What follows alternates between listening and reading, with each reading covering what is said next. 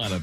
The Padres are 18th in on-base plus slugging in baseball and 14th in runs scored. Alan Sliwa. I don't know how much you can credit Samad Taylor for that change since that date, but you can't have a conversation about the Padres over the course of these last few weeks without talking about Samad Taylor. Here's Schaefer and Sliwa.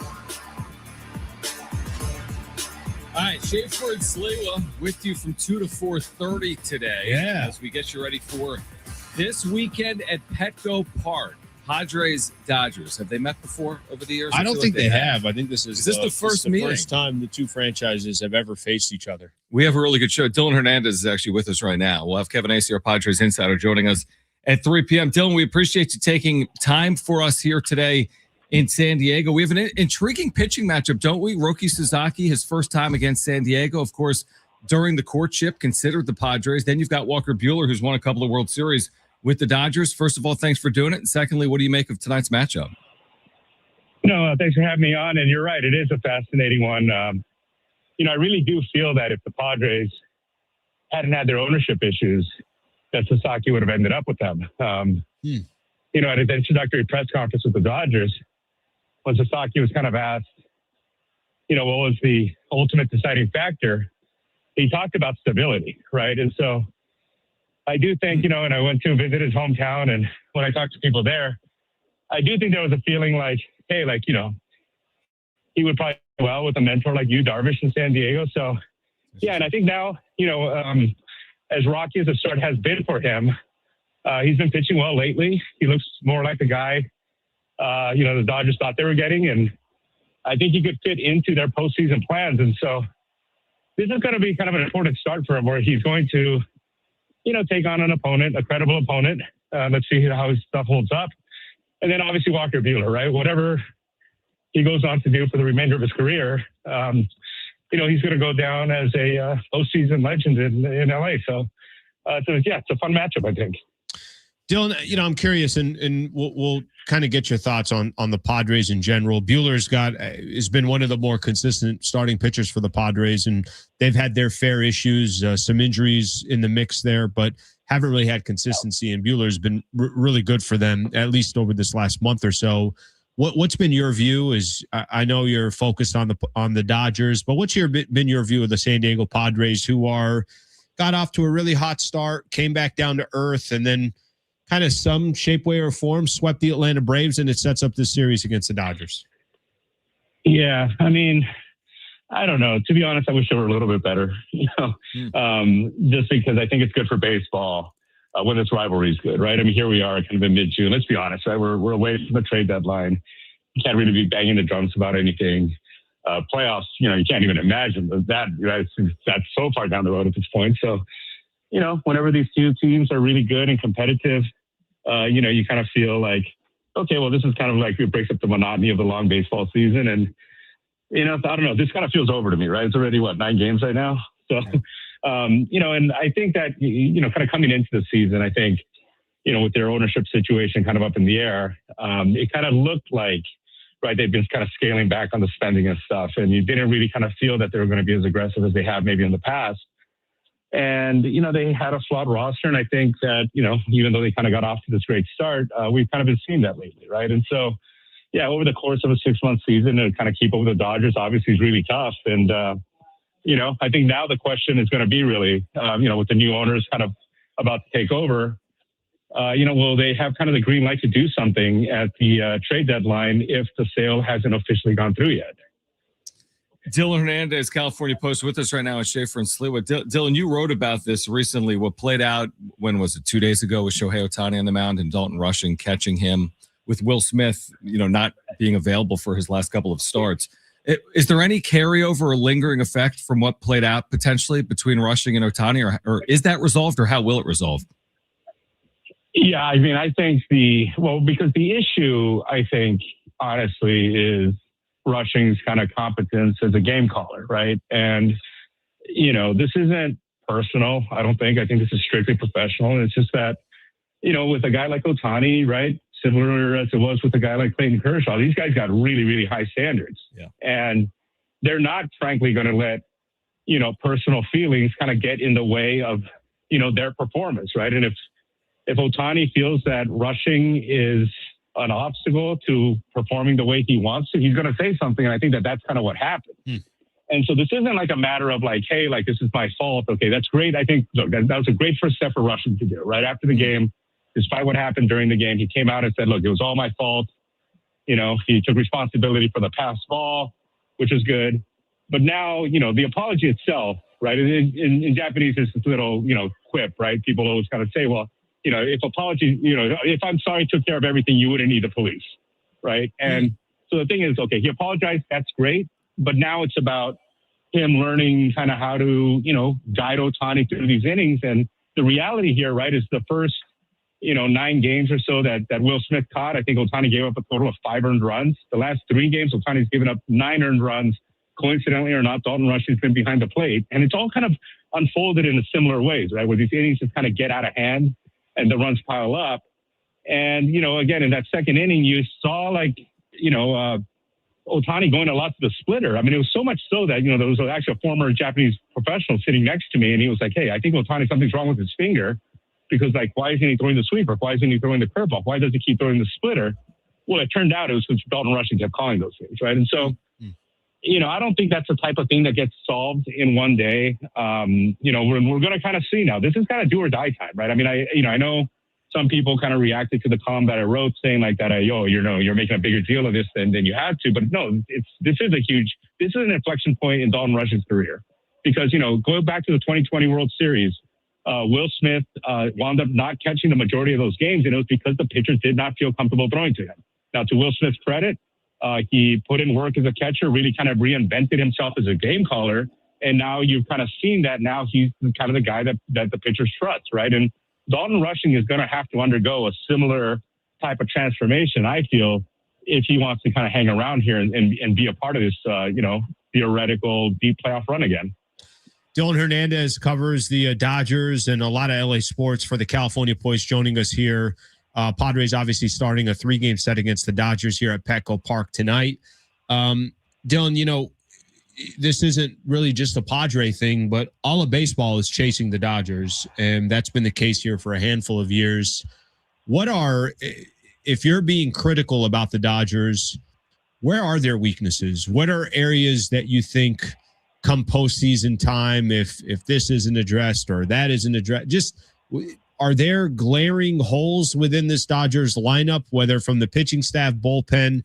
Because I think it's difficult for outsiders to look at them and say, oh, well, this is where they can be buried. Are there any holes?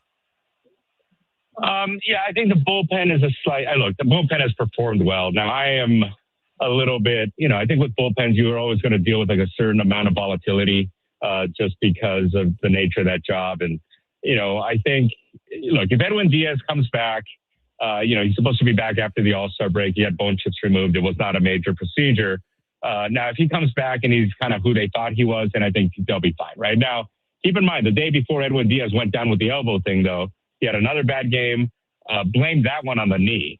So I am not 100% sure that, it was the bone chips, right, that was causing the decline in velocity. And if that's not the case, right, the 9th thing, I mean, obviously that's a huge part of postseason baseball. I'd be concerned there. And I think maybe the bigger one, right, is age. They have a pretty old core right now between Mookie Betts, Freddie Freeman, Teoscar Hernandez, who's on the IL right now. Miguel Rojas is a bit on the older side. Tommy Edman is, I wouldn't call him old, but he's been kind of right physically, he's had trouble kind of withstanding kind of the rigors of things. And I do kind of wonder how that's going to kind of play out as the season goes along. I mean, so far, Max Muncy's another guy, now so far, I do think all of those guys that I mentioned came into this season in great shape to do everything they could to kind of reverse the trend of time, right? I do think, though, going forward from here, not just this season, but even kind of going forward, that age thing is going to start becoming a problem, right? In the terms of the contracts just kind of piling up on top of each other. Mookie Betts is under contract, right? That was a 13-year deal originally. So he's got a ways to go there.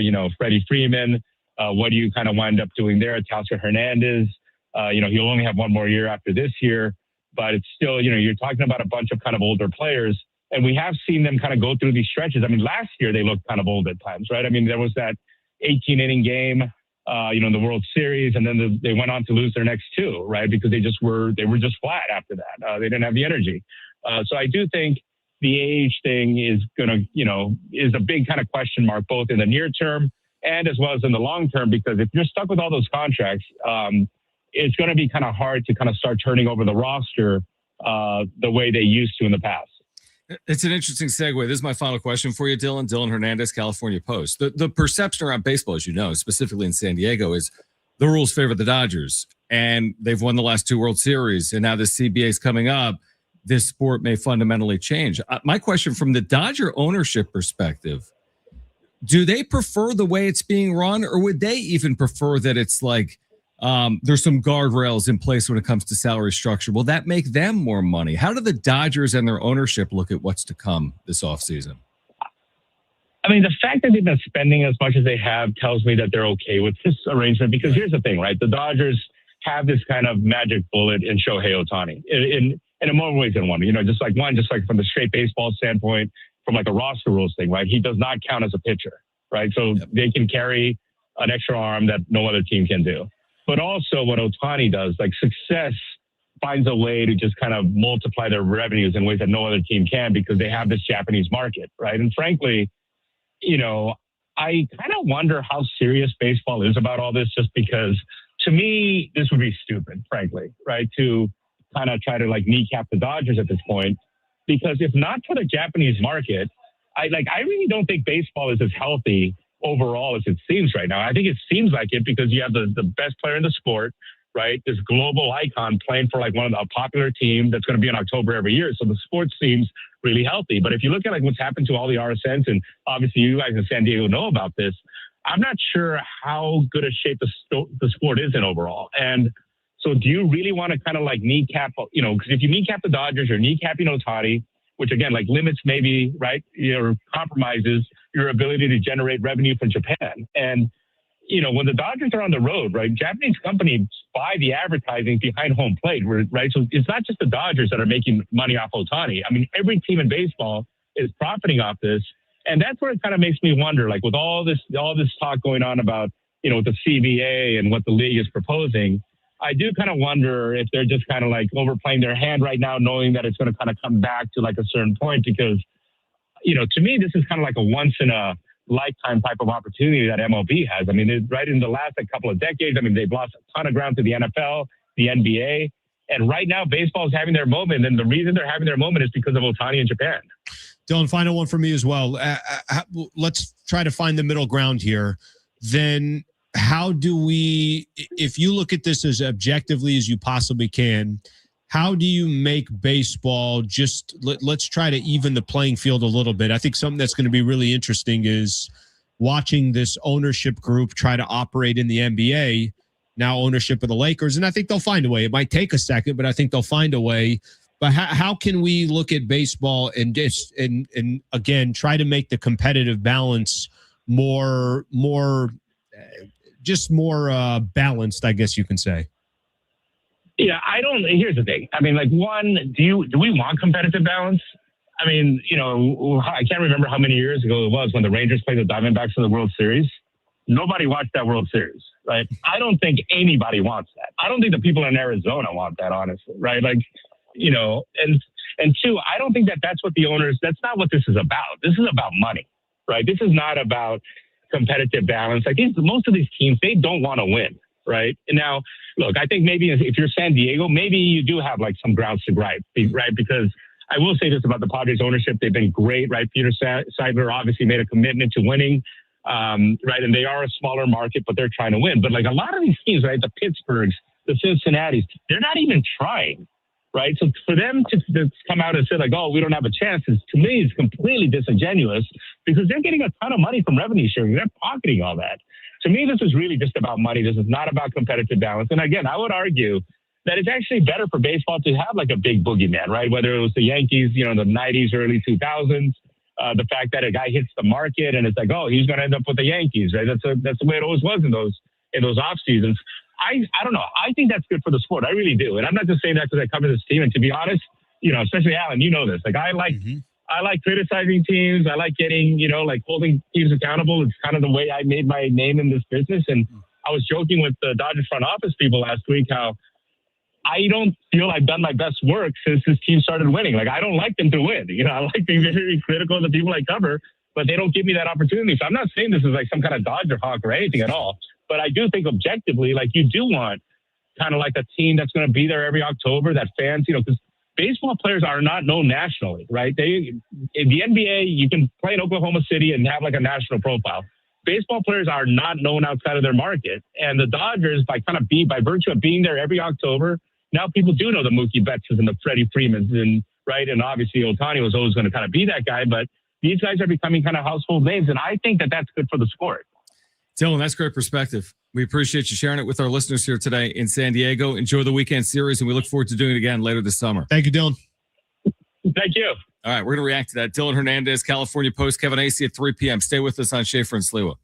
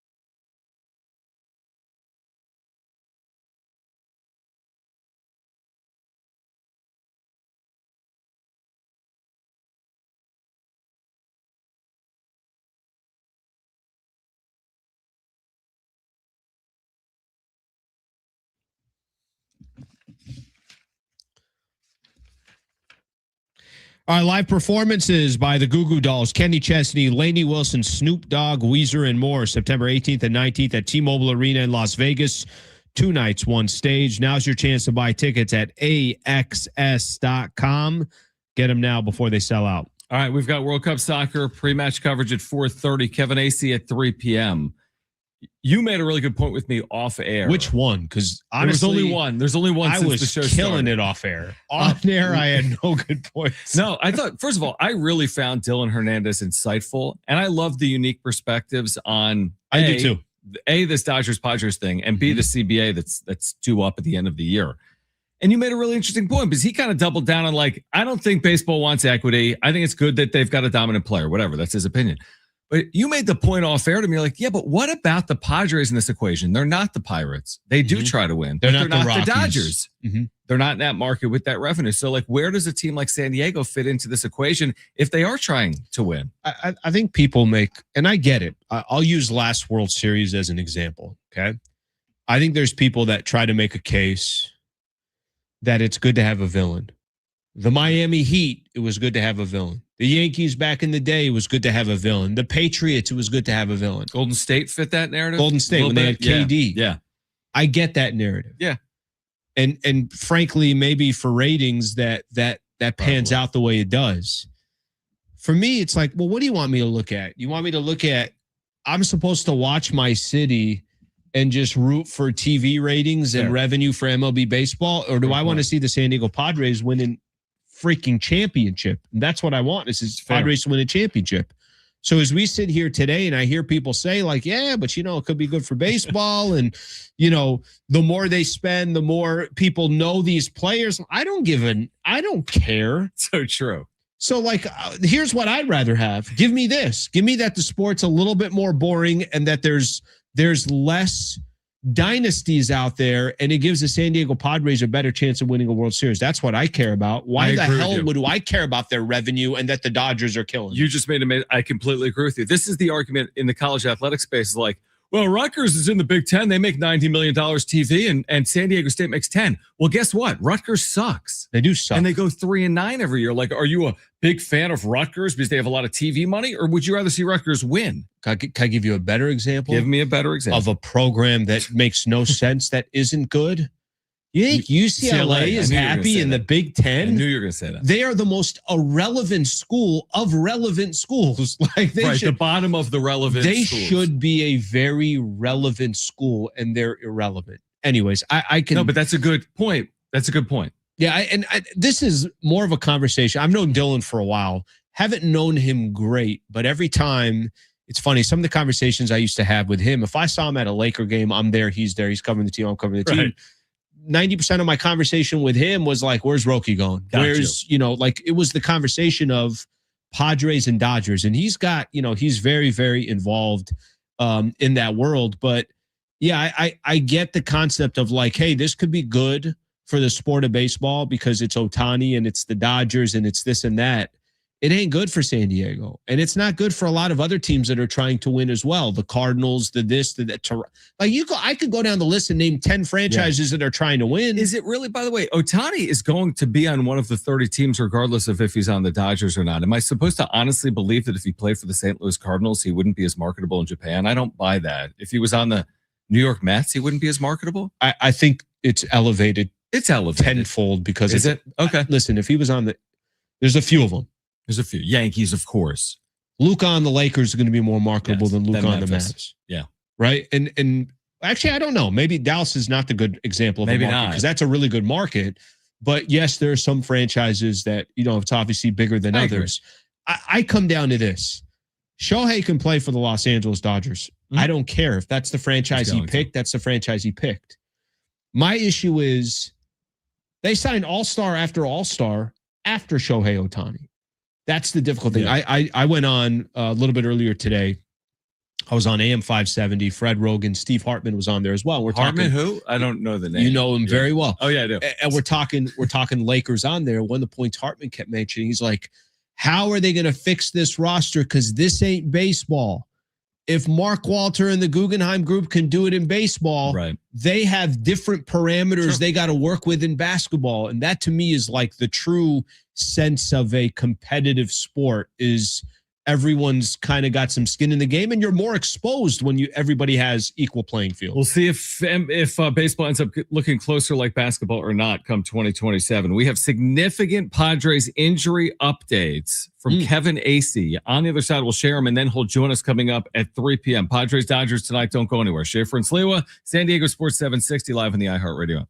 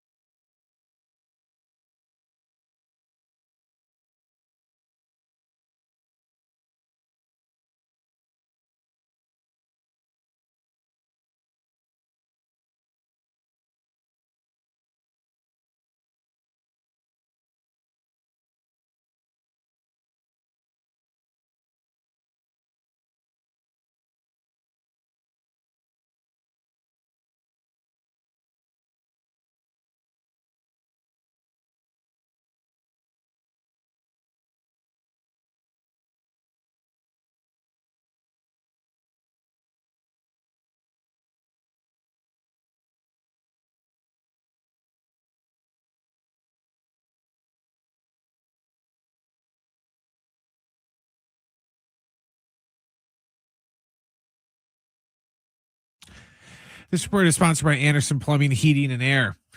The Padres are down at Petco Park getting set for their series tonight against the Dodgers. It's going to be Roki Sasaki going for LA and Walker Buehler going for the Padres. First pitch tonight is at 6:45, and the game is on Apple TV. We have a couple finals from earlier in the World Cup. Senegal defeated Iraq 5-0, and France defeated Norway 4-1. Coming up right here on San Diego Sports 760 at 4:30, you can hear our coverage of Cape Verde versus Saudi Arabia, and that's going to be followed by Egypt and Iran. Choosing the right home service company isn't just about fixing what's broken. It's about trusting who's in your home. That's why homeowners count on Anderson for friendly professional service that keeps everything running right. Visit AndersonPHA.com.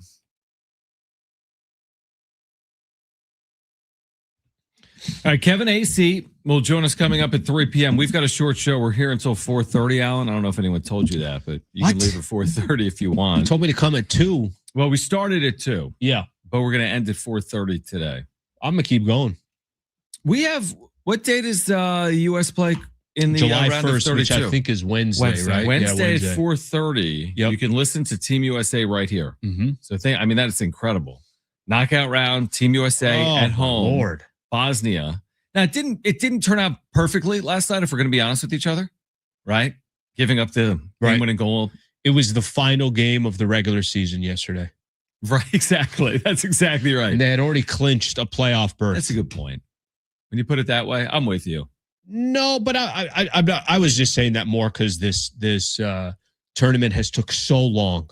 And also they had secured their freaking spot. Ziegler has churned my Mark Ziegler has kind of churned my opinion on this because this group. he's like, it is very long and it's there's long. a lot of it's teams. very long. But to your point, it's like if the Padres had done. clinched the 4 seed, the last day of the regular season doesn't have value. Now, the difference is they play 3 matches. The baseball team plays 162 games. But is it a bad omen to give up the go-ahead goal in the final seconds like they did yesterday against Turkey heading into the next match? It shouldn't, but it kind of left. I think last night left a little like a taste in a lot of soccer fans' mouths who are following USA soccer and was like, wait, what was that? What do you mean they lost to Turkey? Right? Like what? The tie would have been fine. But I don't even know if the tie would have been fine. Like the fact that you're giving up 3 goals to Turkey. A lot. I mean, they scored. I turned it on, Alan. They scored 2 minutes in. Team USA was unbelievable. In the 3rd minute, like 2:10 in, you're like, oh my gosh, they're going to win 4-0 tonight. And then all of a sudden they trailed. And then they got even. And then they lost. Here's how we'll know whether it meant something or not. And unfortunately, we're not going to know until they play Bosnia. Yeah, exactly. Honestly, like I think there's a piece of it. I saw Mexico smash in their last game. The Azteca was going crazy, and I think they won 3-0, right? Something like that. Did. And there was this just complete momentum for Mexico. Yesterday, you kind of saw a little bit of like, if there's some countries out there that saw maybe a little bit of exposure that you didn't see, but again, they weren't playing their best, and we'll see if that has any effect on Wednesday. Are you in line though? And we'll get to the injury updates to the Padres in a moment. Are you in line with what Mark Ziegler wrote yesterday in his tweet, which linked to his article on Game 3, which said, just as wins in the first 2 games didn't define success for the U.S. in this World Cup, a 3-2 loss to Turkey in a meaningless match didn't either. You'll need patience for that. We won't get our answer until July 10th. Which is the round of 16? No. Oh, that's right. That's the quarter. Final. That's the quarter. So Mark is basically saying, like, it is completely quarterfinal or bust. And even there, it's what is the result on July 10th that will define success or failure. Does he say, I think he's right in the sense of they are very, very fortunate. You tell me it's Brazil and Japan in the round of 32. If you told me it was USA, Japan, then I would say completely different. Then I would have a completely different conversation about it. So a lot of it's going to have to do with the matchup that you face. Do we know, to go off Ziegler's point, does he mention in that article who it could be in the round of 16? And that's the only thing that I'll say. I think, but here's the one issue I have with any expectations for the United States of America when it comes to soccer. Okay. They ain't known for soccer. So like, I get it if it's a travesty if they lost to Bosnia. I get it. I understand it. Or who would they face? Would it be Egypt? Well, it's if Egypt wins their group, it could be them or a 3rd place finisher elsewhere. The 3rd place finisher would upset that group winner in Egypt potentially in that group. So it could be Egypt. That could be. Yeah. Okay. So let's use Egypt as an example. then yeah, I think there are expectations. But here's something that the United States is not. They're not Brazil and Argentina and Spain and France and Germany and everything else. So it's tough for me to treat the United States as if they're one of the true powerhouses in the world. To your point, Brazil's path to the quarterfinal is Japan and Norway. The U.S.'s path is Bosnia and Egypt. They're different paths, right? They're significantly different. I don't know. How is one of those teams, Japan really or Norway or Brazil, not in the USA for the 32 or the 16? How's that possible? And also, like, if you're Brazil, I mean, the check you have to scratch to FIFA in order to get what you're looking for. I think it's a lot result dependent, though, because there have been some beneficial results around the tournament. Wasn't it the Belgium one? Yeah, exactly. Belgium losing or tying or something. All right, this is from Kevin Acee, who joins us live at 3 p.m. He wrote this today in his Padres Daily.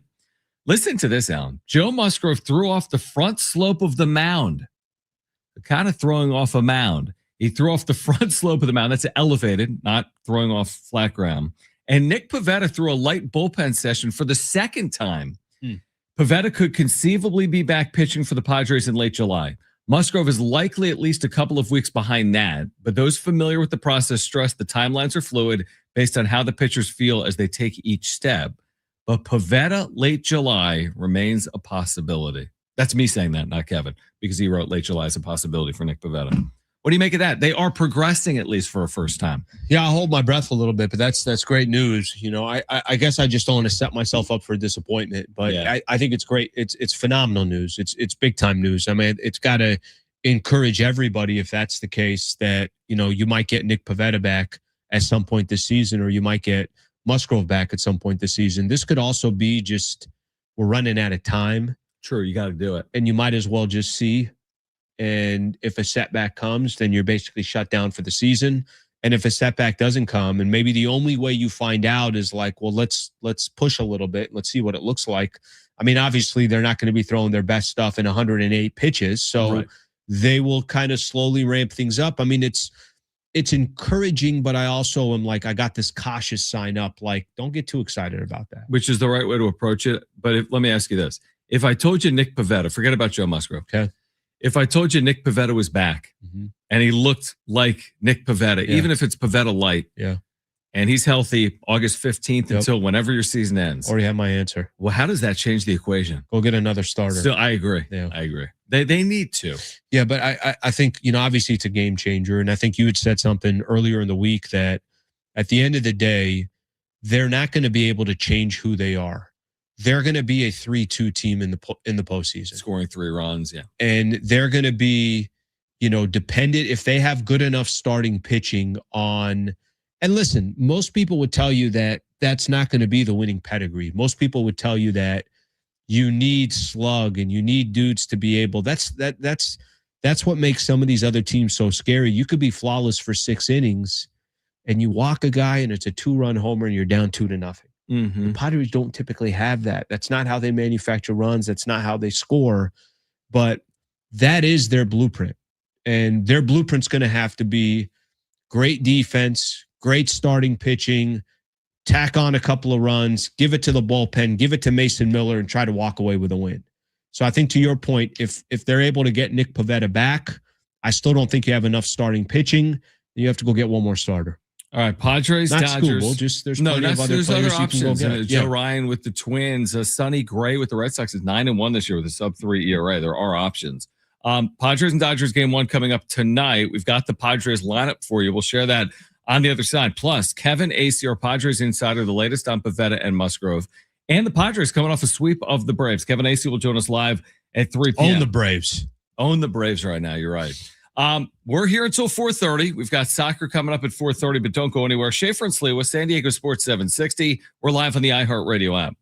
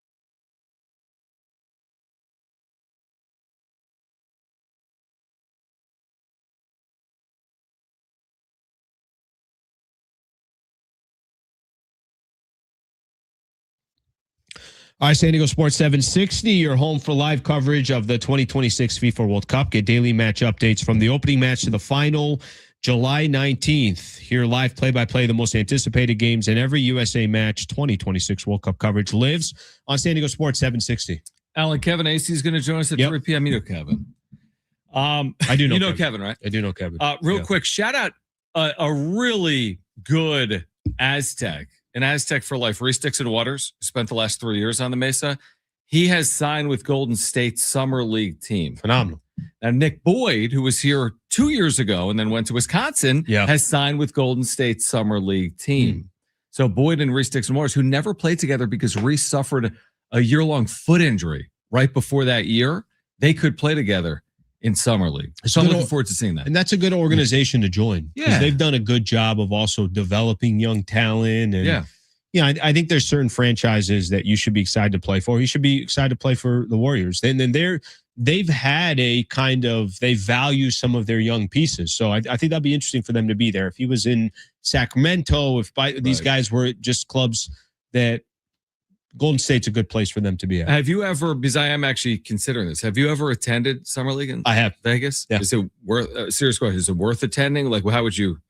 Solid. It's not overly expensive, I would assume, for not tickets. overly expensive. There's, I don't know if they still do it this way, but you have the Thomas and Mack. Yeah. Which is typically where they do it. But then there was also like a Cox Arena or something like that. Off the side of Thomas and something Mack. like that, right? Yep. So they have games going on both sides. Gotcha. It's really cool. Yeah. And, a lot of these GMs are there. A lot of players show up to just support their team and some of the young draft picks. So I think it's pretty cool. I think Summer League's solid. Do we have a bone to pick with tonight's game being on Apple TV? Now, I have Apple TV. Okay. Brent has Apple TV. Does Alan have Apple TV? I do have Apple TV. So we all have Apple TV. Are you okay with tonight? I have it with the MLS. Yes. Yeah, I have the season pass. But are you cool with it in general? I mean, I would assume some people are going to miss out tonight with it being on Apple as opposed to Padres. I don't like anybody missing a game. Yeah. So I don't like it because if you got Padre fans that just have the Padre pass, the league pass or whatever the case is, it's like you freaking pay for that. I can't. How about you just allow anybody I agree. who has the league pass simulcast? And even if you're asking for simulcast is the solution, but even if you're asking for a little bit more, people will pay a little bit more. Just make it easy for them. The problem right now with a lot of these, it's like, I got to have this, I got to have that. And that part is where I think you lose people. And by the way, because it's on Apple, you know how they play all these games at 6:40 by and large in San Diego. Tonight's at 6:45 for whatever that's worth on Apple TV. Tomorrow, 5:40, Sunday, 1:10, both of those on Padres.tv. It's a critique of me, man. As someone that consumes as much baseball as I do, a lot of our listeners, yourself or Brent, it has irked me where you find some of these games. Trying to watch every Padres game as someone that I literally want to watch them all. It can be challenging. This year there's the NBC leadoff games that are sometimes on NBC Sports Network. And over the years, there's like the Roku Sunday morning games. And I get it. I guess it's a revenue play. All of the leagues do it. I wish we made it a little easier, I guess, for baseball fans. But I think something will come up because, even the NBA, it's like I got no idea where these games are. That's playoffs. Really they're all over the place. NFL is obviously the same way. The problem is it ain't going away. So the only way it goes away is if people basically say, I'm not going to support it. But I think there's enough people that are like, all right, well, what's another extra couple of bucks? Unfortunately, you add all that up and it adds up. Do you know, I meant to ask you this off air. Jake Cronenworth rehabbed yesterday in AAA. Do we know what he did? The only reason I ask is I'm assuming he's close to coming back. Like Will Wagner today is the second baseman for the Padres and Tatis isn't right. I'm assuming we're days away from Jake Cronenworth returning to the major league since he's rehabbing right now in AAA. I don't know what impact that's going to have on Toddy. We've talked about it here. Tatis leading off in right field tonight. Will Wagner is playing second base and batting eighth, but Cronenworth, we haven't seen him in a long time. Luis Campusano, Jake Cronenworth.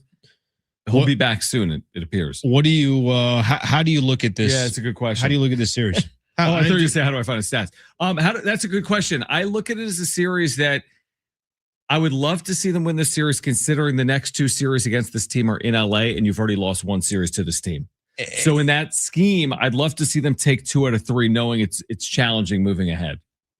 And you kind of got your guys. Yes, so pitching. This is it. This is kind of the, this is the lineup of the pitching rotation of what you have available you would want. You're avoiding Shohei on this front. Probably get Shohei, obviously in LA.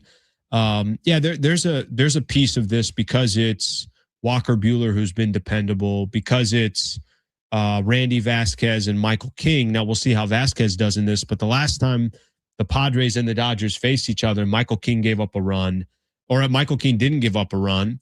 Obviously, I'm sure Walker Buehler wants to go up against the Dodgers, go up against a team that, obviously he made his name with. I think it's going to be a fun series. And I think it's a good little test for San Diego. Maybe not just these 3 games, but you just swept the Atlanta Braves out of nowhere. And it feels like it's out of nowhere because there really wasn't all that momentum that the Padres had going into that series. You lose that series against Texas. You go 4-5 on that 9-game road trip. Look, if you can walk away taking 2 or 3 here, you really feel good about yourself. I'll even say over the 7-game stretch that they have against the Dodgers, if they went 3-4, the world's not ending for me. Yeah, I agree. But I think, again, you're starting to, I've seen some people in the YouTube chat just say the Dodgers are not important. It's about these other teams. It's watching the Cubs. It's watching some of these other teams that you're fighting for in a wild card spot. You're not wrong.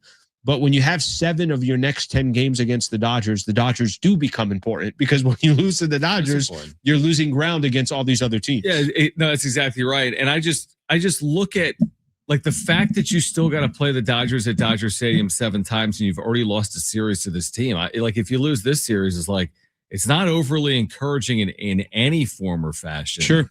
At some point you want to have a good story to tell as it relates to LA in some capacity. What do you got, bro? Cronenworth was supposed to start yesterday, but he didn't get clearance in time. It's supposed to start today then. So Cronenworth will rehab tonight for El Paso. Okay. So he's probably a few days off. Are the Padres getting healthier? We'll talk to Kevin about that with like the Pavetta and Musgrove news. Where's Luis Campusano? Because they could really use him. He's been out with a foot injury, a fracture for months. I forgot about Campusano. At this point, Campusano went through it seems like a lot of these guys do go on a good stretch and then they're gone. Right, exactly. Yeah, that's the issue. And Ramon Laureano is obviously potentially out for the year. Samad Taylor will bat second once again for the Padres tonight. But you were saying that if you lose another 2 or 3, then you go up to LA and you still got the final 2 series. What is it? Maybe 6 or 7 games. 7 games. I mean, do you know what I mean? Like if you lose this series again, to your point, it's not solely about where you stand in the division of the Dodgers. But you lose the division series, doesn't matter. You're 10 out. Okay, who cares? I'm with you. If you win the series, you're 8 out. Who cares? I'm with you and Dylan Hernandez on that.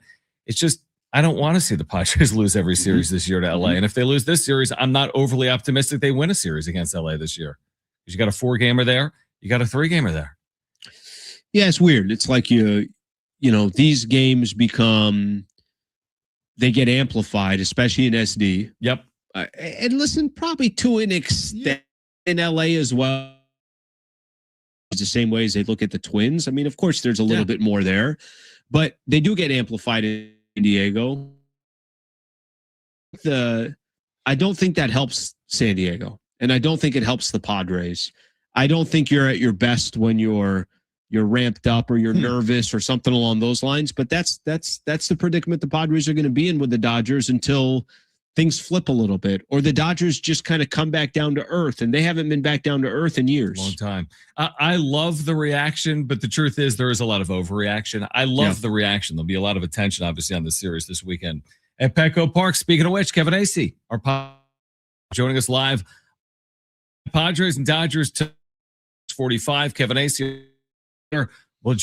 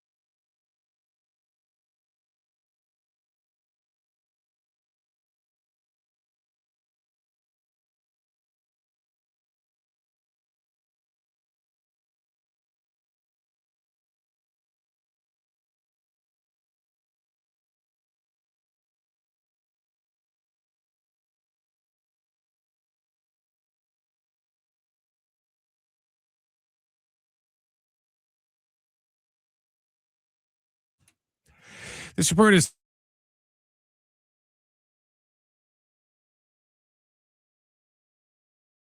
Sasaki going for the Dodgers and Walker Buehler on the hill for the Padres. First pitch tonight is at 6:45, and it is an Apple TV game tonight. In other baseball news, the Mets fired Carlos Mendoza after their 34-47 start to the season.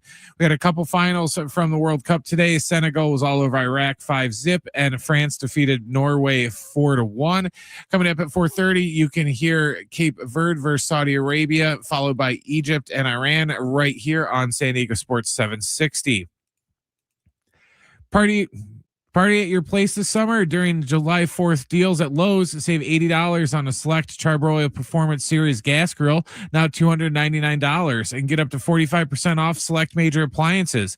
Valid through 7/8 while supplies last. Selection varies by location. See Lowe's.com for more details.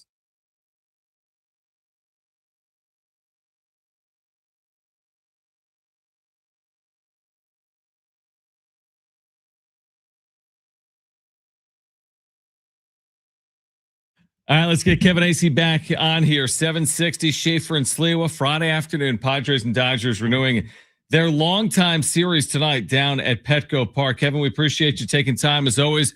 We know you've been writing over the last day or so about the health of the Padres. I wanted to start there because I do find it interesting. Can you speak to our listeners that maybe have missed it, where Nick Pivetta currently stands as he progresses towards a return, and where Joe Musgrove is in his recovery as well? Yeah, Nick has been off a mound, like that's the top of the mound, like throwing like a bullpen, not 100%, but an actual bullpen session twice now, and maybe another one today. But looking like end of July, because what I was always told is gets on the mound, could be a month back to action. Now, every step that you take, there's the potential that they slow things down or whatever. But look, that's what it's always been, right? After the All-Star break, end of July, early August. Joe Musgrove just got off the other day. I think it was Wednesday, first time front of the mound, like a little bit of a slope. Should be out of, doing what Nick is doing in another week or two. And so, do the math. He's a couple of weeks behind into August. So that's the situation with those two guys. Kevin, how much of this just comes down to, look, there is only so much time that you have before you say that it's not happening. How much of this do you think is, well, we'll try it and or is this just exactly where they are and they've progressed to this point and this is the next step? Or is there a little bit of, well, let's push a little bit to kind of see if they are ready or there is any setbacks or there is any pain?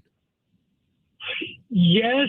And yes, but like also they're taking it slow. And at some point it'll be what you're saying. They're actually taking it kind of slow. Like they knew that like this right here that they're doing wouldn't really be an issue for either one of them. When they get back to, and it really is about, from my understanding, probably with everybody involved, these guys could go out and give you a game right now. Probably could do it. Now, they obviously need to ramp up, but like there wouldn't be any problem after they ramped up, worked on their pitches, got everything all dialed in. They could give you a game. They want it to be that they can do more than give you a game.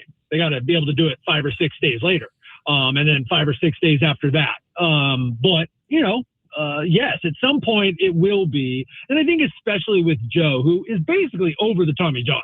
Like this is the I don't know if you call it arthritic elbow. This is the cartilage gone in his elbow that he's actually dealt with for quite some time. Pitched pretty well with it. But then the Tommy John sort of like, sets him back a little bit. And now he's kind of learning how to pitch through it again. Got to decide with the snap at the end, like, how much pain can he deal with? What's natural? What's not? I mean, these guys go through this throughout their careers of, all right, I got to learn how to pitch this way now because of this pain or whatever. And that's kind of what Joe's going through. So at some point it'll be like, yeah, I mean, either you're going to pitch or you're not, and you're going to figure out how to pitch this way for the rest of your career, however long that is.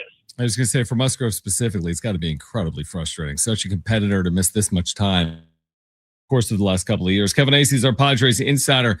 I guess my general question is just on the intriguing nature of this matchup, right? Roki Sasaki, Padres pursued him. He's never faced San Diego in his 1+ years in the major leagues. Walker Buehler, multiple titles with the Dodgers, a playoff hero in LA. Just what do you make of it?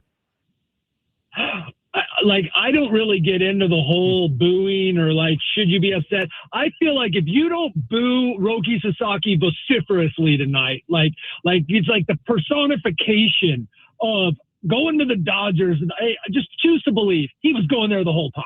And this is ridiculous. If you're a Padres fan, you got to boo Roki Sasaki. No skin off my back if you don't. I just feel like this is one of those guys. Right? No, you suck. You chose the Dodgers. So this matchup, I'm mostly just interested in the Padres getting another couple wins for the sake of getting wins. They're not catching the Dodgers. You know what's going to probably happen, because it's happened every year basically that the Padres have been good. They'll get close to them in the end of August, and then the Dodgers will be like, oh, okay, it's September. It's all right. We got to get ready for the playoffs here, and they'll pull away. This is about the Padres getting wins. Kevin Acee taking some time to join us here on the Schaefer and Sliwa Show. Kevin, I'm curious as you get ready for the weekend, just kind of let's play out both scenarios. Padres take 2 or 3 from the Dodgers. Padres lose 2 or 3 from the Dodgers. How much of is it just about did you get wins or did you not? How much is it the nuances and the details within a game? For the Padres, is it more just about go get a win, or is there a bigger picture to it? I want to say just go get a win. I want to say I'm with you. Okay, yeah. You finished 4-2 on the the road on the homestand against these teams. Okay, yeah, absolutely. And then you got to keep going forward. But it's funny that you ask the question that way. We talk before a series, and then I would say 90% of the time there's these nuances in the series that you either didn't anticipate or whatever, and it's well, this makes me feel a certain kind of way. Well, then you could take this out of it. Oh, this they won, but this guy didn't do well, or these guys didn't do well. It's always about the nuances to a certain extent, but based on that terrible stretch, right? The 25 games where they were 8-17, worst in the major leagues, and the fact that now they've won 9 of 15, which is a pace, by the way, that gets them to over 90 wins. That bad stretch put them in such a situation, right, where they were 2 games over, 3 games over, 2 games over, 3 games over. That it's really just the results right now. Kevin Acee is our Padres insider. I asked you about Samad Taylor when you were on Wednesday, and then I had someone, I think, reply to me. I'm sure you've written about it, and I had someone reply to something I put on social media, they're middle of the pack. And you touched on this on Wednesday. They've been much more middle of the pack with Samad Taylor in the starting lineup. Have we reached the point where it would almost be surprising if Samad Taylor wasn't just an everyday player for this team for the rest of the year? Yes, unless they feel like that there's this, left-handed bat maybe, that they feel like, oh, well, this guy plays the outfield and we're set. But yes, look, as long he's Samad Taylor, I think it's a great story. I feel compelled to say that every time. There's you cannot give Samad Taylor, you almost cannot give Samad Taylor too much credit at this point. He's Samad Taylor. His numbers outside of this year show you why he has been a 4A player. That's just fact. This could end at any time. It just could. But yes, it certainly appears like this is kind of like a special story, and that this guy is, if Padres fans should hope that he's destined to be remembered as basically a folk hero in San Diego. You could see it going that way because this guy, 2 strikes, his hustle, his awareness of the game, it's just his speed. It's just so rare that that he's doing what he's doing. Kevin, I know tonight, kind of a unique night for Walker Buehler as well. He goes up against the Dodgers. Can you just talk about what he's meant so far to San Diego? And I know we've talked about the up and downs of a lot of the Padres starters, and he seems to have been one of the more consistent pitchers for the Padres. What do you think he's been, and what do you think tonight is for him? He's been the only consistent starter. Yeah. I can see it go 2 ways, that afterward he plays it down, and afterward he leans right into it, that he wanted to shove it. He is he's unafraid, and that shows in how he attacks the strike zone. That shows like last game where his fastball did not have the velocity that it had, and he threw like he did, but he located it, and he has these other pitches now, including a changeup that has gone from like his worst pitch to a pretty decent little pitch, and he's using pitches differently. He is like his mentality is what you want. Like, it gets me fired up to watch Walker Buehler pitch. It always did, like back when he was good, and then you thought, okay, well, this guy's done. And it's like, oh man, this is a lot of fun.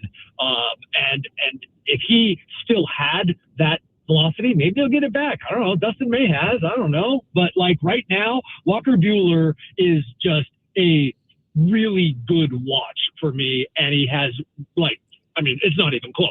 Their most consistent pitcher. Kevin, in your dealings with him, does Walker Buehler find it kind of interesting? Like, he must understand the dynamic between the Dodgers and the Padres. And I think about, and correct me if I'm wrong, like I think about the history of the Padres and players that have also been stars, let's say, for the Dodgers. And it's a unique dichotomy, man, the way they're remembered and their relevancy. Does Walker Buehler like understand his role in that or where he is in that? Oh yeah. There have been some comments like not like he's putting down the Padres, but he's like, you guys remember where I'm from, right? Like, someone will ask a question, right? Like about the offense or about what he's doing now, and he's like, Walker Buehler is very aware. Like, he's got 2 rings. He was a big part in those 2 rings. He was one of the best pitchers in the majors for 3+ seasons. Like, yeah, Walker Buehler is very aware of the relationship between the Dodgers and the Padres. He is everything I would expect him to be, given like when he was good and just how, and even when he was just okay, but his time with the Dodgers and how they just sort of, toyed with the Padres outside of 2022, which by the way, he was sidelined for. So firsthand experience is him just sort of like, who is this little team from San Diego? Like, but like, I just want to say that as a positive. Like, Walker Buehler walks around like he's 7 foot tall and, made a steal. Last question is, we've been speculating on this. Jake Cronenworth is presumably days away, and I'm just asking this question. Maybe it's assumed. When he returns, he's their starting second baseman. Is that correct? Yeah, I don't see any way around it. And I guess it's time to start finding out. I think he's a week. He's been out for a while. Yep. And it's been a slow go, right? And so I think they'll, let him play a little bit. And then, man, I don't know that could be assumed, but Jake Cronenworth is a valuable member when he's hitting, and you got to put him back in there and see if he's the kind of guy who's giving you those good, solid, by the way, different left-handed, professional at bats, quote unquote. You got to see if he can be that guy, and you've got a, Gold Glove, right fielder. And I say gold instead of platinum because, platinum is whatever. He's Gold Glove, right fielder. It's tough because, we've talked about it before. He's done just fine. He had a home run the other day as a right fielder. Like, he's just fine out there. But man, does he like playing in the infield. Good point. Interesting insight. We'll see how it plays out. Kevin, appreciate it. We'll catch up with you next week, and we'll know the results of this Padres-Dodgers series. But appreciate you doing it. Right on. See ya.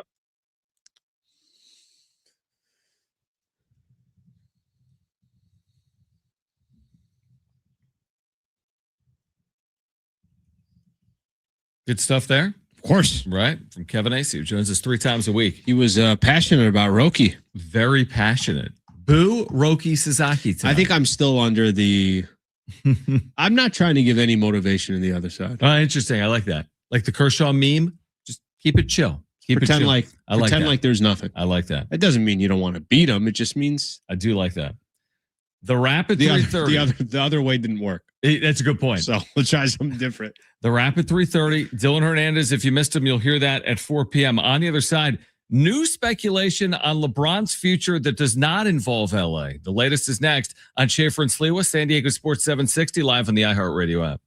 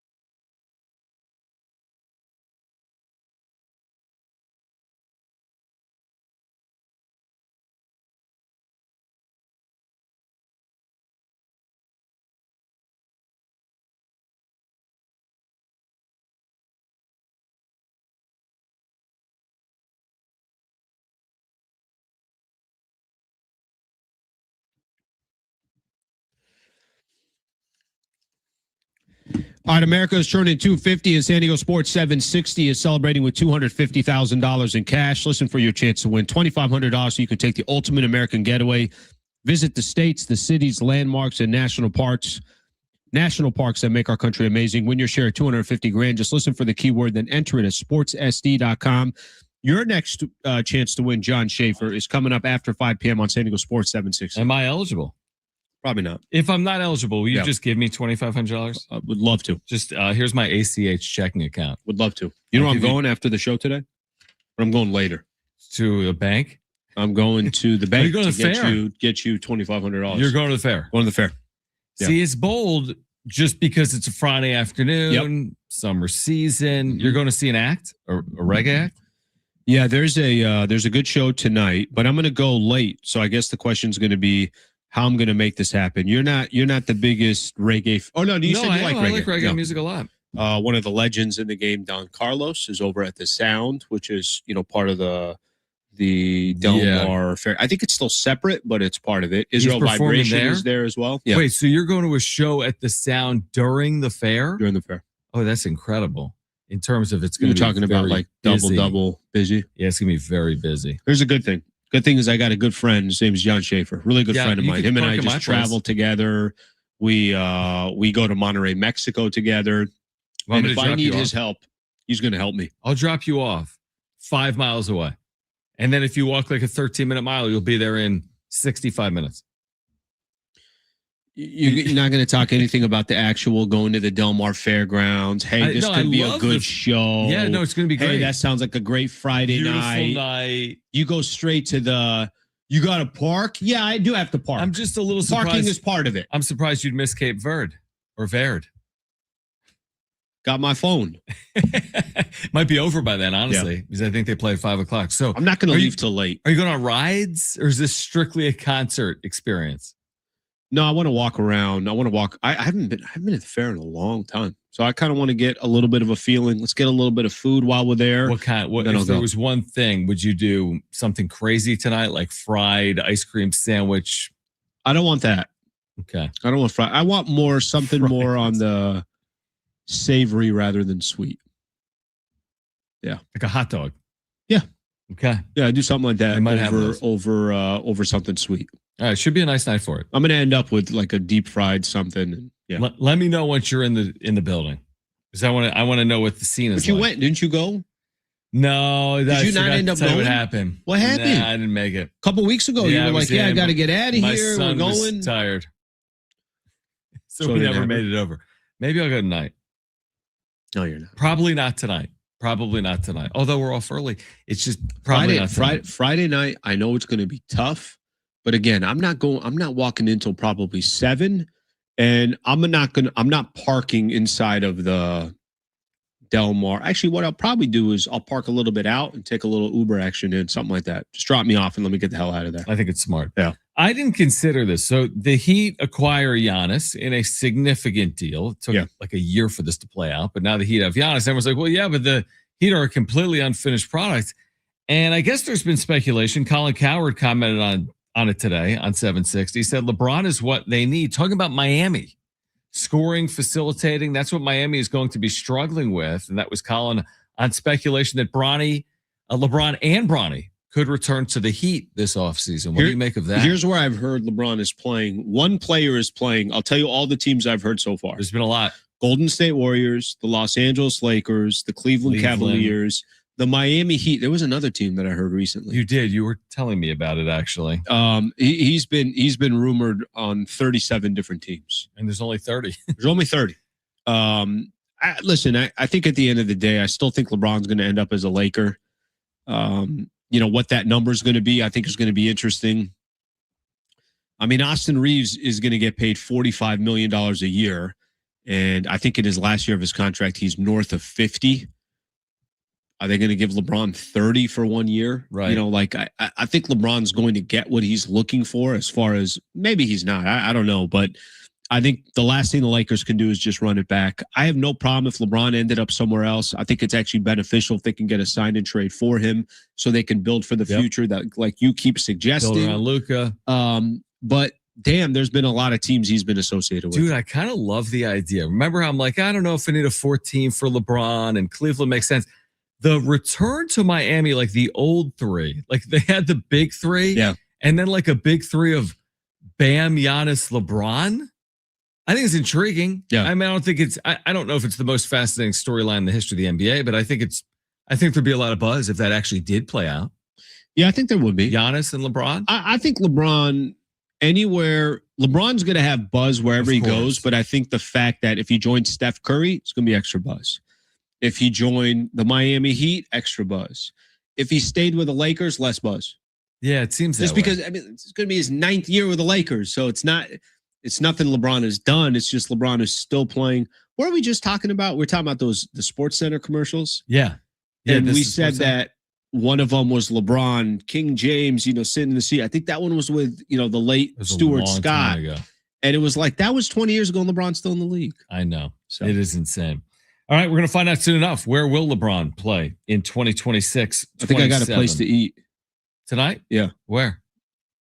Casey on YouTube, Sliwa, you got to find the Chicken Charlie tent. Get the fried chicken ice cream sandwich on the glazed donut bun. You need that. Oh my! Did you work God. out today? You can have that. I like the chicken. I like the fried chicken sandwich part. On a donut bun? No, I like the fried chicken sandwich part. Live a little. Those I'll have. It's Friday night. Damn, that's all that, by the way, under 180 calories. And it's actually really good for you. Really good for you. You want to get stronger? You eat a few of those. It's organic. That's exactly right. Free range fried chicken. All right. How is that chicken sourced, by the way? All right. On the other side, no, they have amazing food. No, of course. Amazing food. All right. We'll get to the wrap on the other side. If you missed Dylan Hernandez from the California Post, you'll hear our conversation as we get you ready for Padres and Dodgers. That's a crazy sandwich. At 4 p.m. Stay with us, Schaefer and Slee with San Diego Sports 760 live on the iHeartRadio app.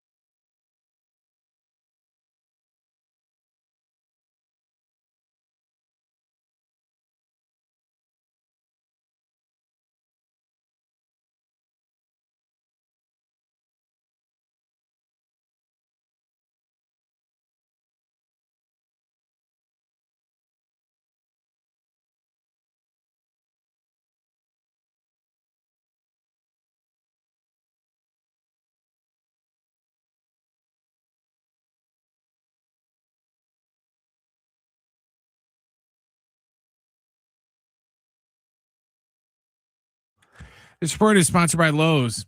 The Padres and Dodgers are downtown in Petco getting set for game 1 of their series tonight. It's going to be Roki Sasaki going for the Dodgers and Walker Buehler on the hill for the Friars. First pitch tonight is at 6:45 because the game is an Apple TV game tonight. Once again, the game tonight is on Apple TV. In other baseball news, the Mets fired Carlos Mendoza after the team's 34-47 start. We got a couple finals from earlier in the World Cup. Senegal defeated Iraq 5-0 and France defeated Norway 4-1. Coming up right here on San Diego Sports 760 at 4:30, we'll have the match between Cape Verde and Saudi Arabia, followed by Egypt versus Iran. Pros, save more on what you need to get the job done right now at Lowe's. Get 15% off select custom entry and interior doors, plus save $80 on a DeWalt 20-volt max 2-tool combo kit, now just $169. Valid through 7/8 while supplies last. Selection varies by location.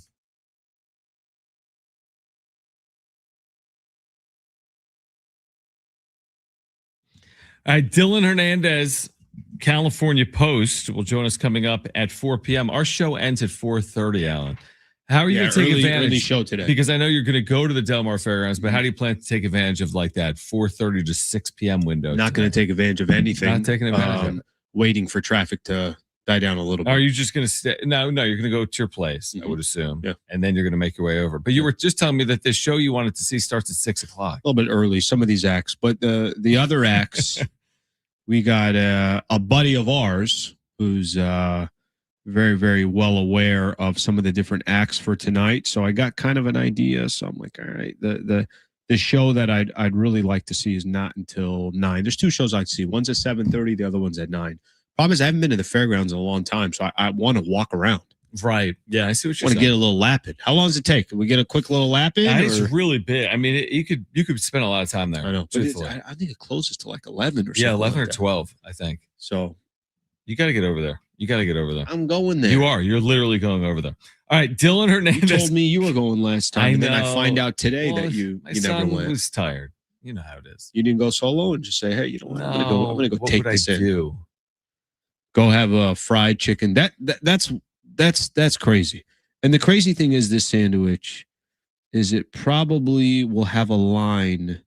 Could be a line. Yeah, I got to find the sandwich again. Yeah, tell us the sandwich again. The Chicken Charlie's. It's a fried chicken ice cream sandwich on a glazed donut bun. I'd eat it without the ice cream. I take the ice cream out for me too. I just need the ice cream. Take that out. I just need the ice cream out. Yeah, that feels like a separate item. Just have ice cream. On a donut bun. Yeah, that also feels like a separate. But item. I'm more willing to do it on a donut bun. I agree with that. Than I am having this. I would agree with that. Honestly, on a donut bun, that sounds really good because you get the sweet and the savory. Yeah, with the right. I could see that, but the ice cream is a bridge too far. Now I feel like I have to get to this. You need to get that. You need to get that. I was watching a story too about them at the fair during the commercial break, and I guess they also have like a deep fried like shawarma stick wrap or something or shawarma wrap is another one of their big things they're doing this year. Dude, they have everything. You ever watch any of those? They have like, what is it in Texas? They got like the biggest fairs in the country. And you ever watch? It's actually kind of interesting. They'll have like these food channels that will go out there, give kind of a little bit of a background of how they got invited to the fair. Not everybody obviously gets in. They're picking and choosing. So you got to be really, really creative with that next thing you're going to bring onto the fair. That's a whole different world. World. It is completely different. Imagine working at one of those. You know what I've always thought fried was cool? ice cream sandwiches. The Texas State Fair, Texas and Oklahoma is the centerpice of that at the Cotton Bowl in Dallas. I mean, there's some really unique fairs. San Diego County Fair is one of them, but there are some really unique fairs. All right, let's get to this. It's time for the wrap. Presented by Sombrero Mexican Food. Check out their website at sombreromex.com. What does the series mean to the Padres? Listen, I'm not trying to sound too dramatic, but it means it definitely has meaning to it. Mm-hmm. It's not like any other series. Now, whether this means something to the Dodgers or not, I think you can maybe perk the Dodgers' interest if you swept them, perk the Dodgers' interest if you took 2 or 3.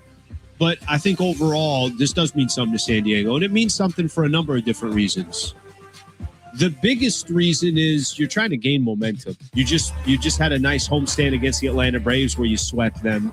And in order to compete with some of these other teams in the NL, you are worried about wins and losses, but it is the Dodgers. So I think of course it means something. Yeah, I completely agree. I do think that the real moment would be like, does one team actually like sweep this series? Like that changes a lot. Like if the Padres swept the Dodgers, I know we're getting ahead of ourselves, or if the Padres were swept. Yeah, if they got those swept, feelings are going to be really strong. One day people are going to sit here like, what are we Jump even it playing off. the season Yeah, for? exactly. Yeah. That's exactly right. I might be with them. It does mean a lot.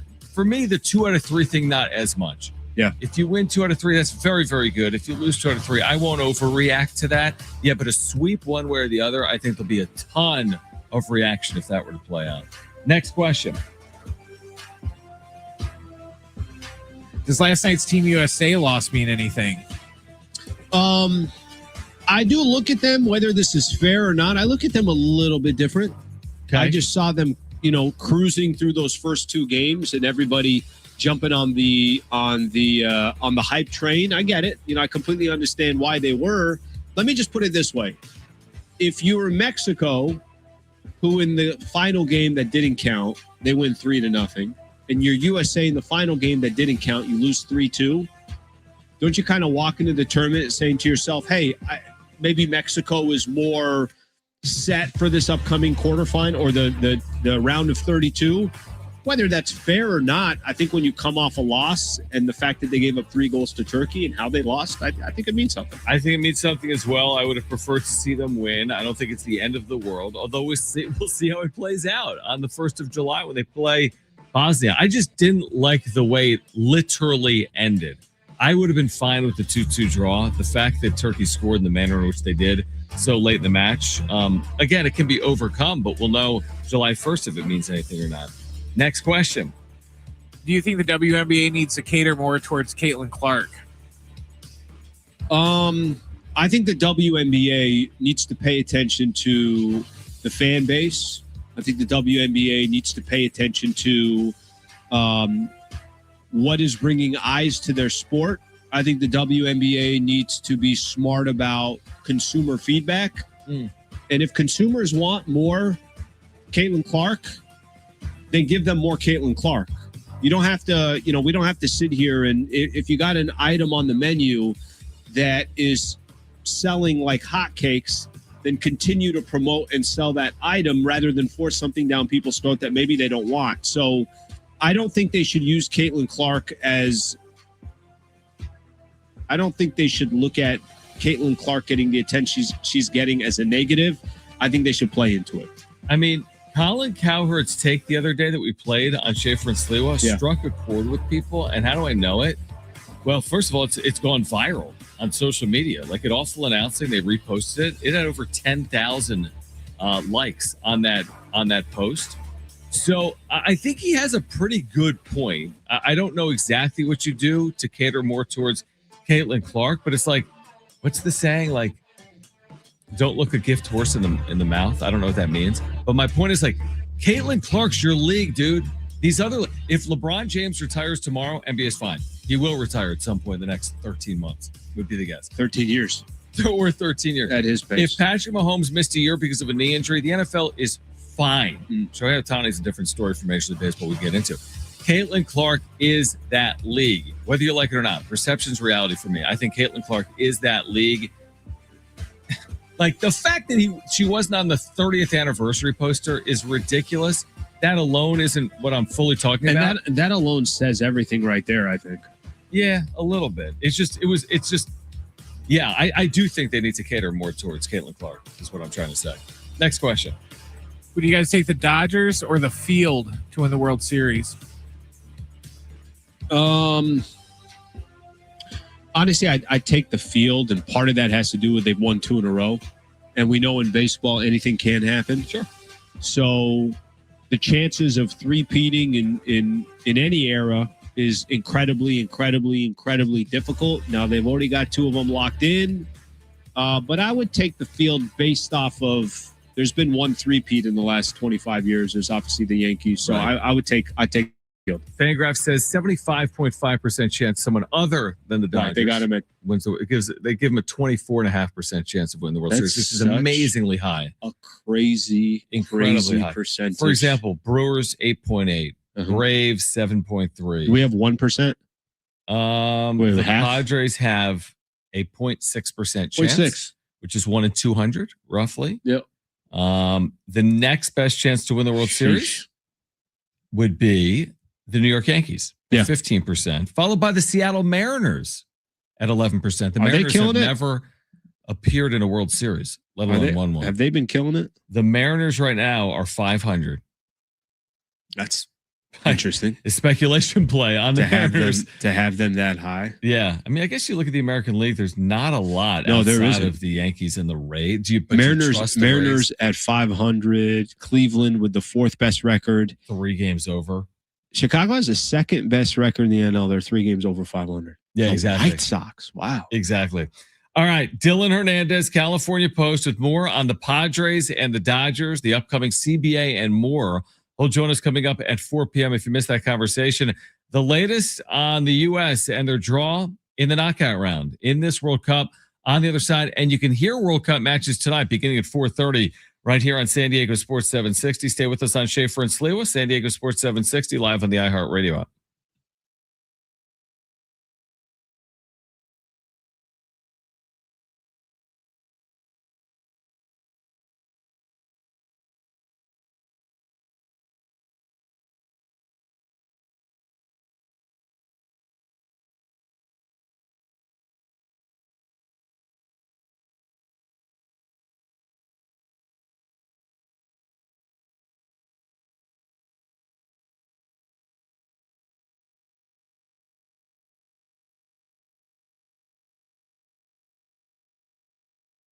Hey guys, it is Schaefer again for my friends at the all-new Jamul Casino Resort, the Players Place, and they've got World Cup watch parties going on right now. You can catch every match on the big screen at Tony Gwynn Sports Pub during their World Cup watch parties. Enjoy game day specials, great food, cold drinks, an electric atmosphere for every match.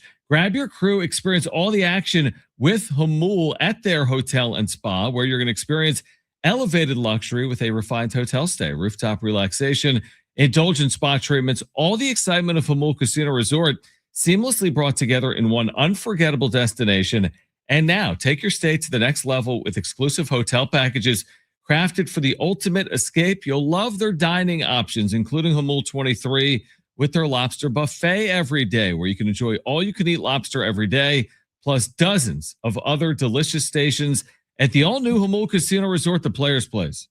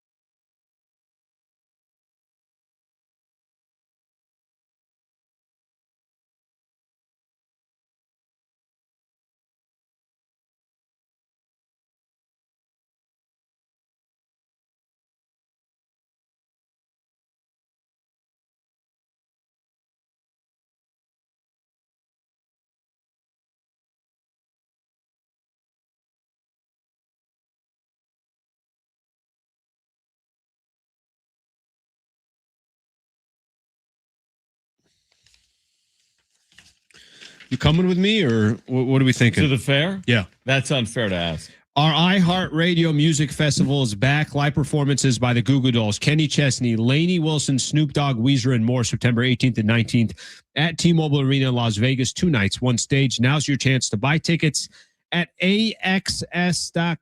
Get them now before they sell out. All right, Dylan Hernandez, California Post. More on Padres, Dodgers, Sasaki, Buehler, CBA. He'll join us at 4 p.m. if you missed it earlier. All right, by the way, you know how we touched on the fact that USA is through in the World Cup? Yep. And they're playing Bosnia-Herzegovina.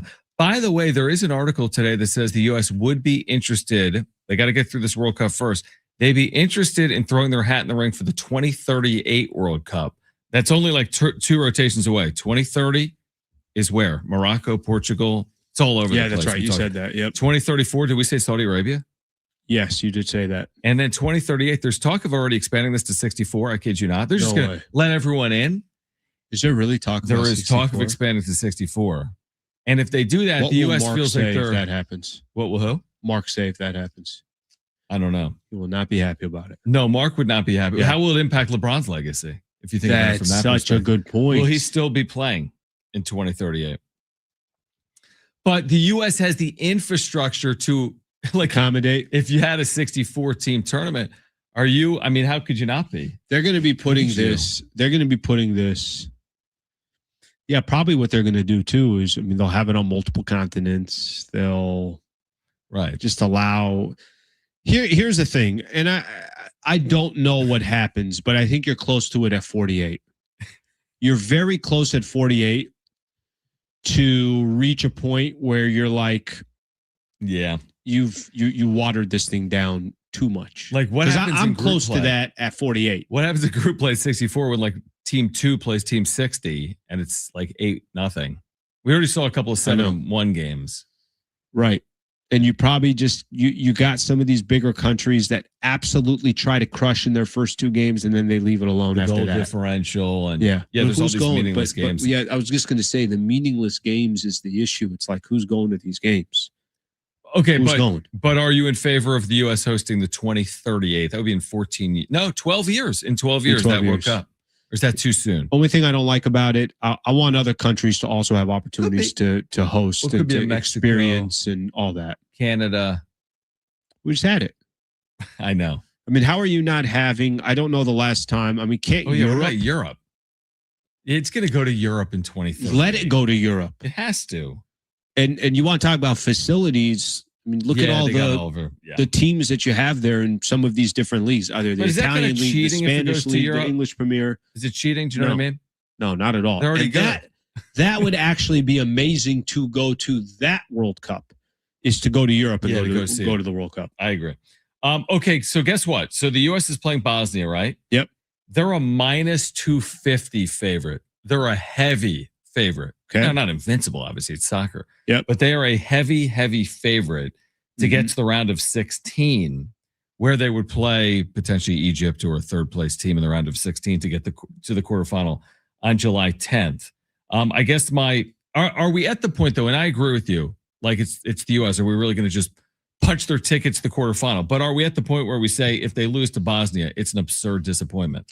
Yeah, I think that part's okay. Okay. Now I want to see who they play in the round of 16, but I think just going up against Bosnia, yeah, it would be again, if this was the old format and you had 32 teams, 32 countries in, 32 to 16 at the knockout, 16 becomes the knockout, then there isn't a country that they could face that I'd be like, oh my gosh, like pushover, unbelievable. But when you get to 32, sure, there's countries that are going to be in it that you're not expecting to make any noise. I do find it interesting. You kind of joked about this point earlier, that of all 32 nations, the luckiest draw is going to belong to the United States of America. By far. Potentially. I think by far. Yeah, not just for the first looking at game. it, but yeah, you said to get to the quarterfinals. It could be Egypt and Bosnia, which are not soccer powers, obviously.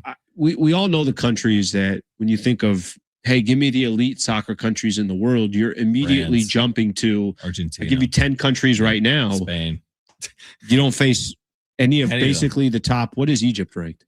Look that up because I am curious. And then who do you even face in the quarterfinal if you get there, Alan? I don't know the answer. There's a lot of variables, obviously. But maybe you get lucky in that round as well. Egypt ranks 29th in the world. So you take that would say about actually Bosnia? be that would be actually by far the best opponent that they would face. And would you say Bosnia was in the 60s? In the 60s. 65th I think or we something. said that, right? Yeah, so that's not even, they're not even top 48 in the world. So I like the path. I'm just waiting for Sunday, because at least on Sunday now the games are going to become more interesting. Wait, what's Sunday? For the tournament, you're saying? Yeah. Is that when the round of 32 starts? That's when it's Canada versus... Oh, bring that on. Who do they play? Canada's playing at SoFi, playing in Inglewood. You see how they can't call it SoFi? They call it Los Angeles Stadium. LA Stadium. Who are they playing? Oh, South Africa. Oh, that's right. They play South Africa. But that's going to be the first time that now you obviously have squads. 64th in the world is Bosnia. After experiencing a World Cup match that you and I did in Monterey, do you have more interest in finding a way to go to another? Yeah. Oh, yeah, summer? definitely. But I want to go to, just in general, I want to go to a soccer match. And Tunisia versus Japan is not a big time soccer match, but I thought the match was awesome, which makes me want to go to another one. I did see on Instagram they showed the venues, like a what's it called, carousel of the venues, and the first picture from the carousel, it was like best views of the World Cup, and the first picture of the carousel was Monterey. Monterey's badass. It was a really cool stadium. Monterey's badass, and it was a unique backdrop. Yep. The city of Monterey with the like mountains in the background and everything. And now 5 minutes. Japan scored, and then 10 minutes later they scored. But the game was still fine. We enjoyed the experience either way, so it didn't really matter. Are you rooting for Japan over Brazil in the round of 32 after watching Japan? I don't know. Question. Yeah, I don't know if I have a dog in the fight in any of this. I just want to see some good matches. And USA, I'd like to see the. I think it's more interesting and entertaining from my seat as not a diehard passionate soccer fan, but I do enjoy the World Cup. The longer the USA, Mexico is in this event, the more I don't know if glued is the right word, but I'm definitely vested. I'm definitely vested more. And if you make the quarterfinal and lose, well, boom, we're down to the semis anyway. I'm in. There's only going to be a couple of more matches left. Well, I go back to what I said earlier. When we just said, give me the top 10 countries in the world that when you think of soccer, USA is not in there. So obviously, there are people can hype them up and the expectations that are there, and they got a really, really great draw. I think we all just want to see them against good competition. Now, if they happen to, I don't know but if like they faced imagine if they beat Brazil or the Netherlands or something like that. That's when I think you'll really get everybody's attention. But right now, if you're beating countries that are ranked in 64th, like Bosnia, you're not really accomplishing anything. What if you kept getting breaks? Like you go Bosnia, you go Egypt. Now there's an upset in the other round of 16, and now you're playing someone ranked 25th, not 6th. Like, what if they just had the easiest path in the history? What's funny?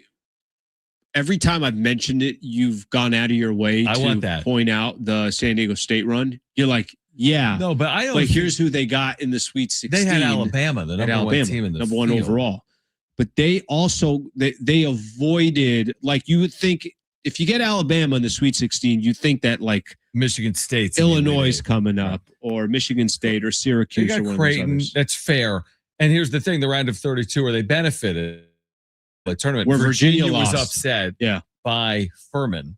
And then San Diego State took Furman to the woodshed. If Furman is listening right now, like that was. I mean, it was unbelievable what San Diego State did to Furman. I don't think they're listening right now. I'm not sure they are. All right. On the other side, Dylan Hernandez from the California Post. We're here until 4:30. World Cup action coming up at 4:30 on 760. Stay with us on Schaefer and Sliwa.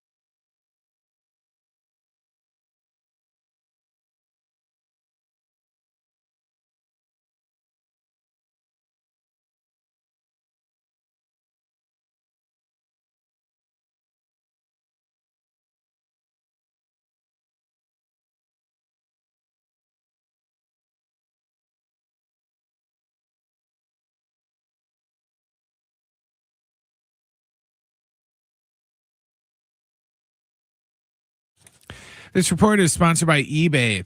The Padres and Dodgers are downtown at Petco getting set for game 1 of their series tonight. It's going to be Roki Sasaki going for LA and Walker Buehler on the hill for San Diego. First pitch tonight is at 6:45 because they are on Apple TV. In other baseball news, the Mets fired manager Carlos Mendoza after the team's 34-47 start. We got a couple finals from the World Cup earlier today. Senegal defeated Iraq 5-0 and France defeated Norway 4-1. Coming up at 4:30 right here on San Diego Sports 760, you can hear the match between Cape Verde and Saudi Arabia, and that will be followed by Egypt's match versus Iran. eBay is home to millions of finds, and each one becomes part of your story, from your favorite vintage band tee to the dream car you've been searching for, or that foul ball you heroically gave away. It's all there on eBay. eBay, things people love. It's Schaefer and Sliwa. Sean Schaefer. Is the offense discernibly better since Samad Taylor's been in the lineup? Since June 7th, the day Samad Taylor was inserted into the starting lineup, the Padres are 18th in on-base plus slugging in baseball and 14th in runs scored. Alan Sliwa. I don't know how much you can credit Samad Taylor for that change since that date, but you can't have a conversation about the Padres over the course of these last few weeks without talking about Samad Taylor. Here's Schaefer and Sliwa. All right, final 30 minutes on Schaefer and Sliwa. Soccer, World Cup soccer, Alan, coming up. Yes, sir. 4:30. Yes, sir. Cape Verde will be on coming up tonight as they look to continue their World Cup run into the knockout round. But if you missed it earlier, Dylan Hernandez, California Post, really insightful conversation. We'll begin it here with his thoughts on the San Diego Padres. I don't know. To be honest, I wish they were a little bit better, just because I think it's good for baseball when this rivalry is good, right? I mean, here we are kind of in mid-June. Let's be honest, right? We're away from the trade deadline. You can't really be banging the drums about anything. Playoffs, you can't even imagine that, right? That's so far down the road at this point. So, whenever these two teams are really good and competitive, you kind of feel like, okay, well, this is kind of like it breaks up the monotony of the long baseball season. And, I don't know, this kind of feels over to me, right? It's already, 9 games right now? So, and I think that, kind of coming into the season, I think, with their ownership situation kind of up in the air, it kind of looked like, right, they've been kind of scaling back on the spending and stuff. And you didn't really kind of feel that they were going to be as aggressive as they have maybe in the past. And, they had a flawed roster. And I think that, even though they kind of got off to this great start, we've kind of been seeing that lately, right? And so, yeah, over the course of a 6-month season, to kind of keep up with the Dodgers obviously is really tough. And, I think now the question is going to be really, with the new owners kind of about to take over, will they have kind of the green light to do something at the trade deadline if the sale hasn't officially gone through yet? Dylan Hernandez, California Post, with us right now on Schaefer and Sliwa. Dylan, you wrote about this recently. What played out, when was it, 2 days ago, with Shohei Otani on the mound and Dalton Rushing catching him, with Will Smith, not being available for his last couple of starts. Is there any carryover or lingering effect from what played out potentially between Rushing and Otani, or is that resolved, or how will it resolve? Yeah, I mean, I think because the issue, I think, honestly, is Rushing's kind of competence as a game caller, right? And, this isn't personal, I don't think. I think this is strictly professional. And it's just that, with a guy like Otani, right, similar as it was with a guy like Clayton Kershaw, these guys got really, really high standards. Yeah. And they're not, frankly, going to let, personal feelings kind of get in the way of, their performance, right? And if Otani feels that Rushing is an obstacle to performing the way he wants to, he's going to say something. And I think that that's kind of what happened. And so this isn't like a matter of like, hey, like, this is my fault. Okay, that's great. I think look, that was a great first step for Rushing to do. Right after the game, despite what happened during the game, he came out and said, look, it was all my fault. He took responsibility for the pass ball, which is good. But now, the apology itself, right, in Japanese, there's this little, quip, right? People always kind of say, well, if I'm sorry, took care of everything, you wouldn't need the police, right? And so the thing is, okay, he apologized, that's great, but now it's about him learning kind of how to, guide Otani through these innings. And the reality here, right, is the first, 9 games or so that Will Smith caught, I think Otani gave up a total of 5 earned runs. The last 3 games, Otani's given up 9 earned runs. Coincidentally or not, Dalton Rushing's been behind the plate. And it's all kind of unfolded in similar ways, right, where these innings just kind of get out of hand. and the runs pile up. And, you know, again, in that second inning, you saw like, you know, Otani going a lot to the splitter. I mean, it was so much so that, you know, there was actually a former Japanese professional sitting next to me, and he was like, hey, I think Otani, something's wrong with his finger, because, like, why isn't he throwing the sweeper? Why isn't he throwing the curveball? Why does he keep throwing the splitter? Well, it turned out it was because Dalton Rushing kept calling those things, right? And so, you know, I don't think that's the type of thing that gets solved in one day. You know, we're going to kind of see now. This is kind of do or die time, right? I mean, I know some people kind of reacted to the column that I wrote saying like that, you're making a bigger deal of this than you had to. But no, this is an inflection point in Dalton Rushing's career, because, you know, go back to the 2020 World Series, Will Smith wound up not catching the majority of those games, and it was because the pitchers did not feel comfortable throwing to him. Now, to Will Smith's credit, he put in work as a catcher, really kind of reinvented himself as a game caller, and now you've kind of seen that now he's kind of the guy that the pitchers trust, right? And Dalton Rushing is going to have to undergo a similar type of transformation, I feel, if he wants to kind of hang around here and be a part of this, you know, theoretical deep playoff run again. Dylan Hernandez covers the Dodgers and a lot of LA sports for the California Post, joining us here. Padres obviously starting a 3-game set against the Dodgers here at Petco Park tonight. Dylan, you know, this isn't really just a Padre thing, but all of baseball is chasing the Dodgers, and that's been the case here for a handful of years. If you're being critical about the Dodgers, where are their weaknesses? What are areas that you think come postseason time, if this isn't addressed or that isn't addressed, just are there glaring holes within this Dodgers lineup, whether from the pitching staff, bullpen? Because I think it's difficult for outsiders to look at them and say, oh, well, this is where they can be buried. Are there any holes? Yeah, I think the bullpen is the bullpen has performed well. Now, I am a little bit, you know, I think with bullpens, you are always going to deal with like a certain amount of volatility just because of the nature of that job. And, you know, I think, look, if Edwin Diaz comes back, you know, he's supposed to be back after the All-Star break. He had bone chips removed. It was not a major procedure. Now, if he comes back and he's kind of who they thought he was, then I think they'll be fine. Right now, keep in mind, the day before Edwin Diaz went down with the elbow thing, though, he had another bad game, blamed that one on the knee. So I am not 100% sure that, like, okay, well, it was the bone chips, right, that was causing the decline in velocity. And if that's not the case, right, the ninth thing, I mean, obviously that's a huge part of postseason baseball. I'd be concerned there. And I think maybe the bigger one, right, is age. They have a pretty old core right now between Mookie Betts, Freddie Freeman, you know, Teoscar Hernandez, who's on the IL right now. You know, Miguel Rojas is a bit on the older side. You know, Tommy Edman is, you know, I wouldn't call him old, but like he's been kind of, right, physically, like he's had trouble kind of withstanding kind of the rigors of things. And I do kind of wonder how that's going to kind of play out as the season goes along. I mean, so far, Max Muncy's another guy, you know, now so far, I do think all of those guys that I mentioned came into this season in great shape to do everything they could to kind of reverse the trend of time, right? I do think, though, you know, going forward from here, you know, not just this season, but even kind of going forward, that age thing is going to start becoming a problem, right? In the terms of the contracts just kind of piling up on top of, you know, Mookie Betts is under contract, right? That was a 13-year deal originally. So he's got a ways to go there. You know, Freddie Freeman, what do you kind of wind up doing there? Teoscar Hernandez, you know, he'll only have one more year after this year, but it's still, you know, you're talking about a bunch of kind of older players. And we have seen them kind of go through these stretches. I mean, last year they looked kind of old at times, right? I mean, there was that 18-inning game, you know, in the World Series, and then they went on to lose their next two, right? Because they were just flat after that. They didn't have the energy. So I do think the age thing is going to, you know, is a big kind of question mark, both in the near term and as well as in the long term, because if you're stuck with all those contracts, it's going to be kind of hard to kind of start turning over the roster the way they used to in the past. It's an interesting segue. This is my final question for you, Dylan. Dylan Hernandez, California Post. The perception around baseball, as you know, specifically in San Diego, is the rules favor the Dodgers, and they've won the last two World Series, and now the CBA is coming up.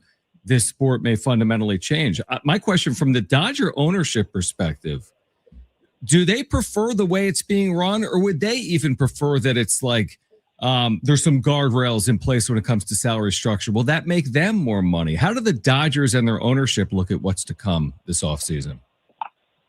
I I mean, the fact that they've been spending as much as they have tells me that they're okay with this arrangement, because here's the thing, right? The Dodgers have this kind of magic bullet in Shohei Otani in more ways than one. Just like from the straight baseball standpoint, from like a roster rules thing, right? He does not count as a pitcher, right? So they can carry an extra arm that no other team can do. But also what Otani does, like success finds a way to just kind of multiply their revenues in ways that no other team can, because they have this Japanese market, right? And frankly, I kind of wonder how serious baseball is about all this, just because to me, this would be stupid, frankly, right? To kind of try to like kneecap the Dodgers at this point, because if not for the Japanese market, I really don't think baseball is as healthy overall as it seems right now. I think it seems like it because you have the best player in the sport, right? This global icon playing for like a popular team that's going to be in October every year. So the sport seems really healthy. But if you look at like what's happened to all the RSNs, and obviously you guys in San Diego know about this, I'm not sure how good a shape the sport is in overall. And so do you really want to kind of like kneecap, because if you kneecap the Dodgers, you're kneecapping Otani, which again, like limits maybe, right, compromises your ability to generate revenue from Japan. And, when the Dodgers are on the road, right, Japanese companies buy the advertising behind home plate, right? So it's not just the Dodgers that are making money off Otani. I mean, every team in baseball is profiting off this. And that's where it kind of makes me wonder, like with all this talk going on about, with the CBA and what the league is proposing, I do kind of wonder if they're just kind of like overplaying their hand right now, knowing that it's going to kind of come back to like a certain point, because, to me, this is kind of like a once in a lifetime type of opportunity that MLB has. I mean, right in the last couple of decades, I mean, they've lost a ton of ground to the NFL, the NBA, and right now baseball is having their moment. And the reason they're having their moment is because of Otani in Japan. Dylan, final one for me as well. Let's try to find the middle ground here. Then how do we, if you look at this as objectively as you possibly can, how do you make baseball just, let's try to even the playing field a little bit. I think something that's going to be really interesting is watching this ownership group try to operate in the NBA, now ownership of the Lakers. And I think they'll find a way. It might take a second, but I think they'll find a way. But how can we look at baseball and just, and again, try to make the competitive balance more balanced, I guess you can say?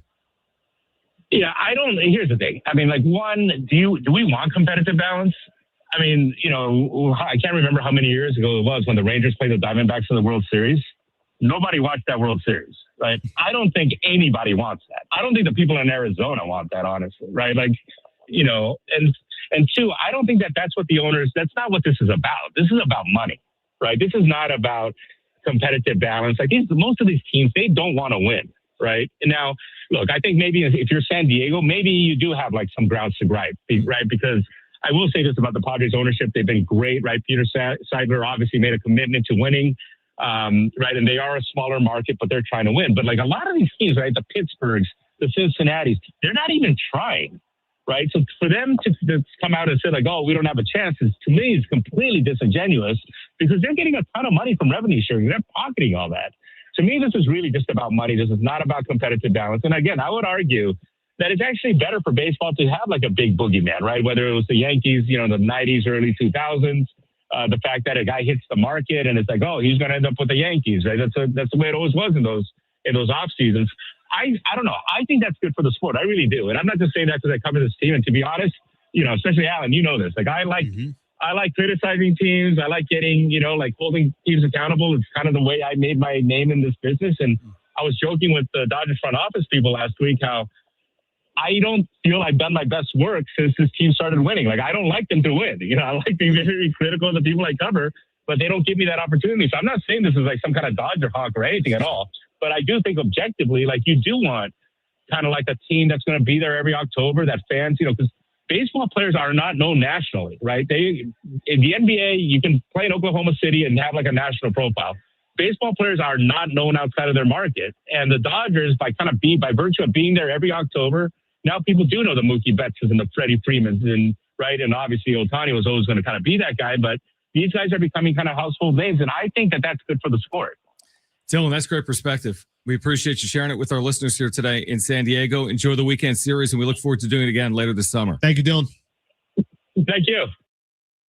All right, really good conversation. We're here for one more segment until 4:30. That's when World Cup soccer can be heard on 760. Have you heard one of the names that's being thrown around for the New York Mets vacancy and how it ties to the Padres? We'll explain that next. Coming up next, Schaefer and Sliwa, San Diego Sports 760 live on the iHeartRadio app.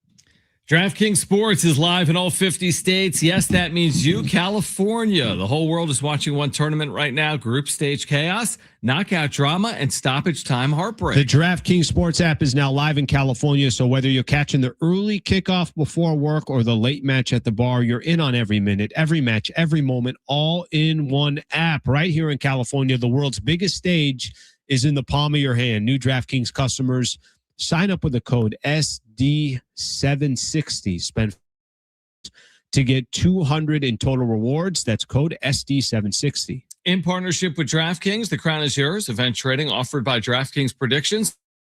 STC registered, introducing broker. Trading involves risk of loss. Market availability varies. Eligibility restrictions apply.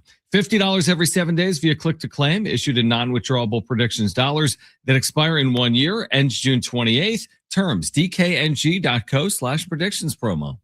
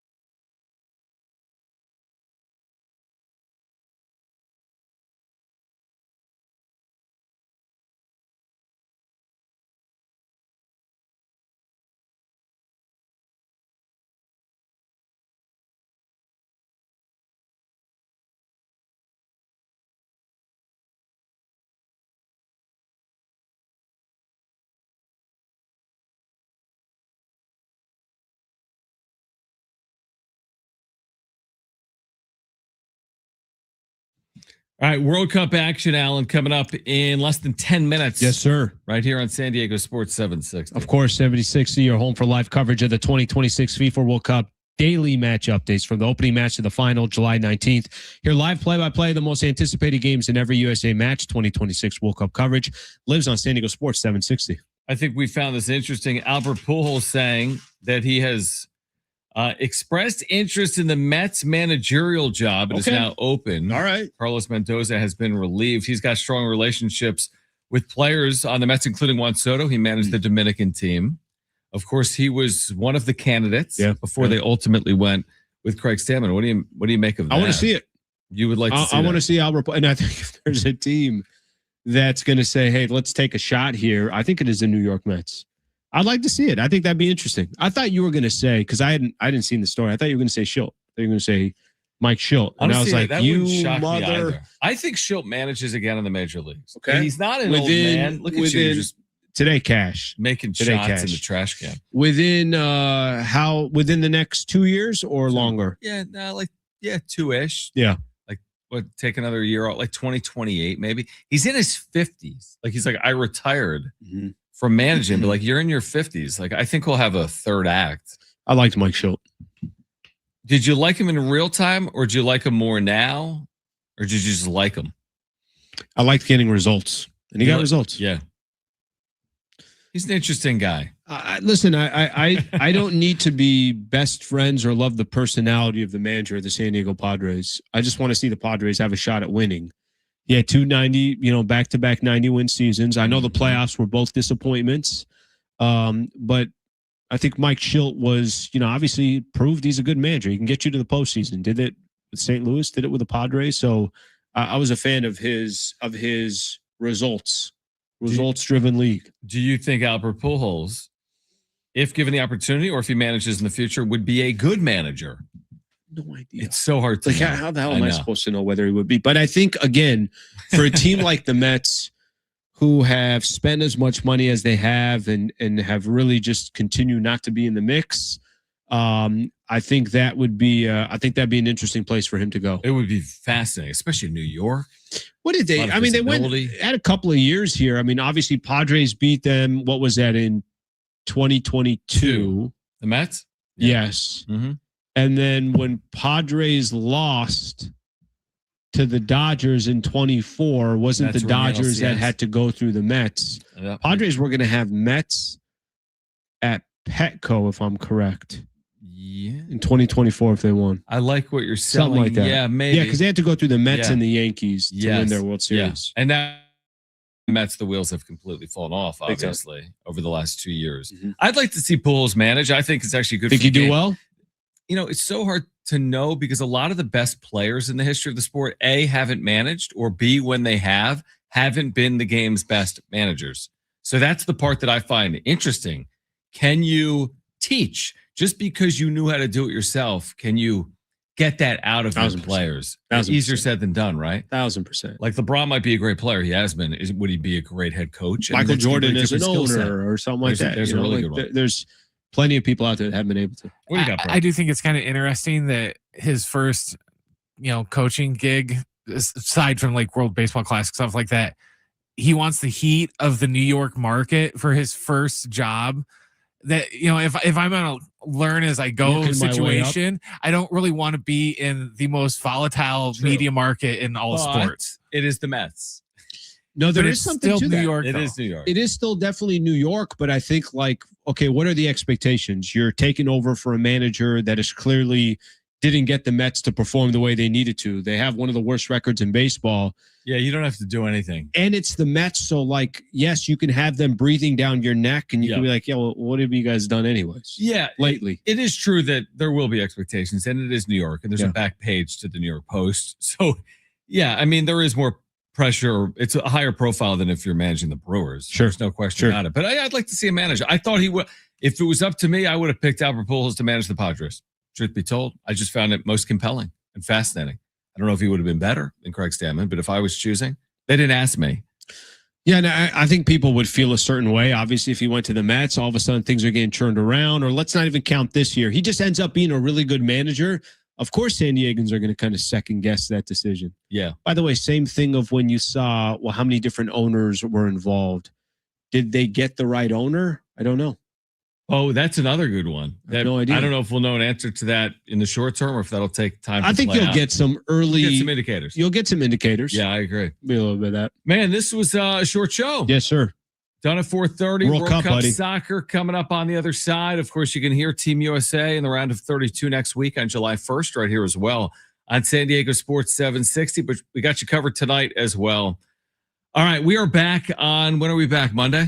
Monday, 3:00. Let's do it again on Monday. Yes, sir. All right. World Cup coming up on the other side. If you missed anything today, sportssd.com. Let's go, Pods. Radio Come app. on. Oh, yeah, Pods. Let's make it happen. Let's go. For Brent and Alan, I'm John. Keep it here. Schaefer and Sliwa, San Diego Sports 760 live on the iHeartRadio app. Enjoy the weekend.